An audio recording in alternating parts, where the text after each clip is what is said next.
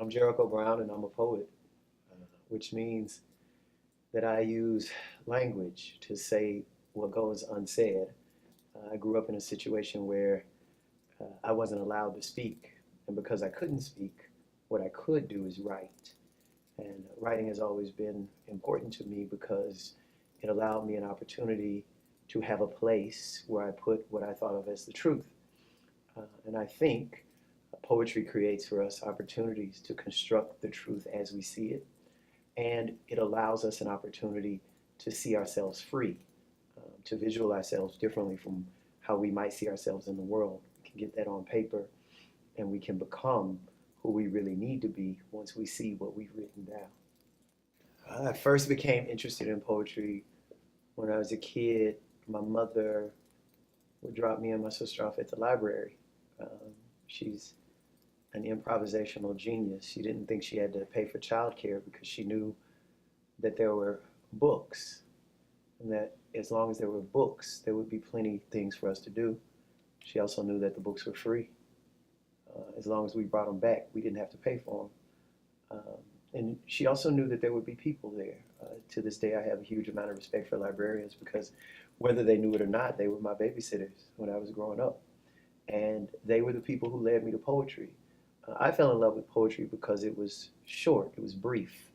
I would see the text on the page, and there would be this much text. And so when I got through a page, I felt like, oh, I can do this. I'm accomplished. Whereas when I looked at prose and it would be the whole page, I felt so intimidated. So I was probably 6, 7, 8, 9, 10 years old when I was first encountering the poems of people like Emily Dickinson and Walt Whitman, Sylvia Plath, Anne Sexton, Robert Lowell, Rita Dove, Yusef Komunyakaa.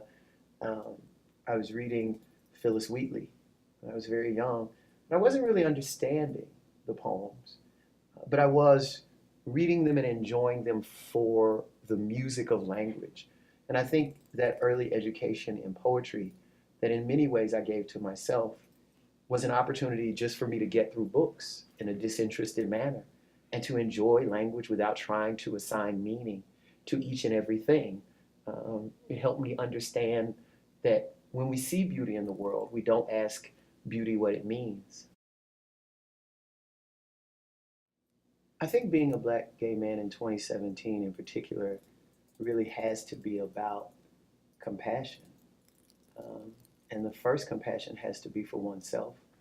I think we're now in the midst of a chance to be kind, not just to one another, but to ourselves. There's so many stories that are told about us. And there are so many stories that, because of those stories told about us, there's so many stories that we tell ourselves. And they're simply not true. Um, and I think now more than ever, we need to strengthen ourselves. There's always an onslaught.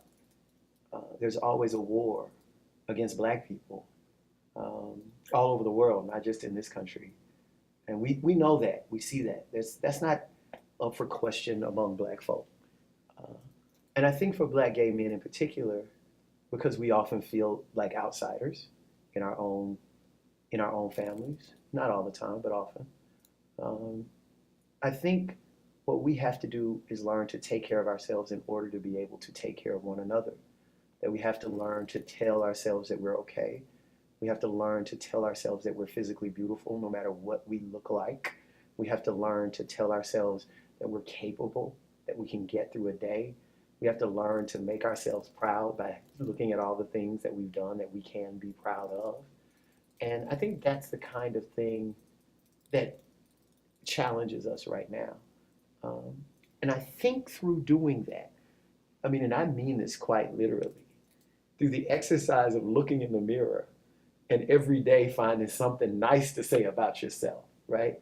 I find it interesting that so many of my friends, they want to be in love, but they won't say anything nice about themselves. And when you tell them to, they think that's weird, they think that's strange. But you can't really expect people to love you in ways that you haven't loved yourself.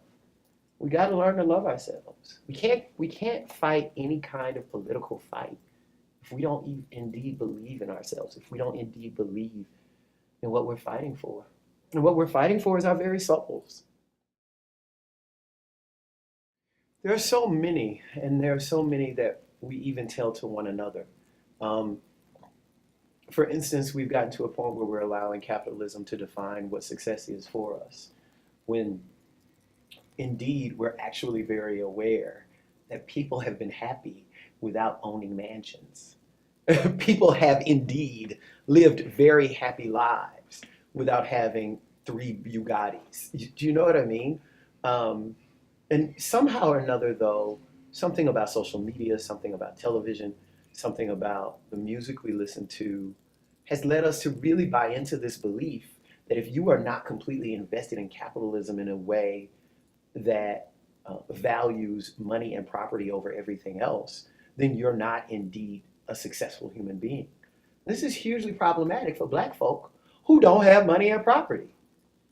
Who, if we use money and property to call ourselves valuable, then what are we saying about ourselves? You have to have something to be whole.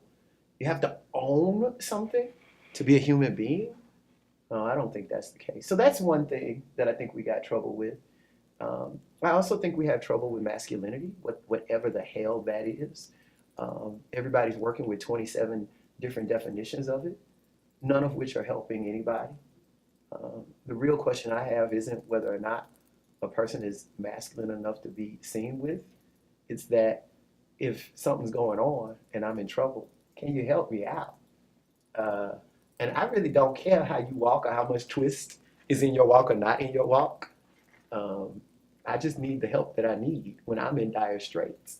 And I need to be able to give that to you, no matter what your walk is like. I need to be able to use that opportunity. I need to be able to be blessed by the chance to help you out.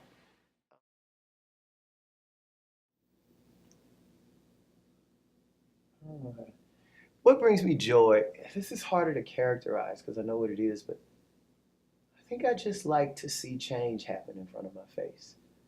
Like I like to be able to look back on my own life and remember certain things that I was worried about and to think in present tense about how that was not that big of a deal. Um, how I used to be worried about certain things and how now some of the things that I used to be really stressed out about are second nature, easy things to do now. And that helps me knowing that I can get through, that I've gotten through things, helps me really put into perspective the stuff that I'm losing my mind about now. Because I know 5 years from now, I'll be looking at that like, I did that. And it's good to get time behind you. If you can get time behind you, then it makes the present tense so much easier. And that brings me joy. I really feel, I mean, people aren't supposed to say it, I guess, but I feel really proud of myself. Um, I feel like I made it. And I feel like that feeling can only grow. I feel like 20 years from now, when I look at now, I'm going to say, I mean, I really made it. And I think that's what we have to keep looking at. We need to keep looking at how we're alive. And then somehow, over and over again, we keep on making it.